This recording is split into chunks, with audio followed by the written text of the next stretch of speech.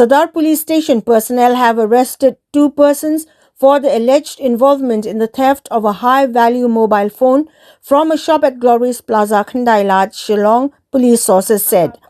East Khyndailad Superintendent of Police Vivek Aim, in a statement issued on the evening of the 30th of January 2026, said the incident was reported to have occurred on the 22nd of January, while the FIR was registered on the 29th of January 2026.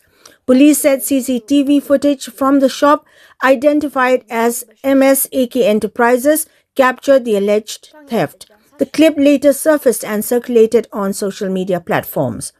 Acting on the complaint, a police team from Sadar Police Station, led by Sub-Inspector Arquis Yauknyao, tracked the suspects and arrested them from Mukhla in West Giant Hills district on the 30th of January. The accused have been identified as Braceley Suna and Anderson Sumer, the police said, adding that further investigation is underway to ascertain whether the duo is linked to other theft cases reported in different areas.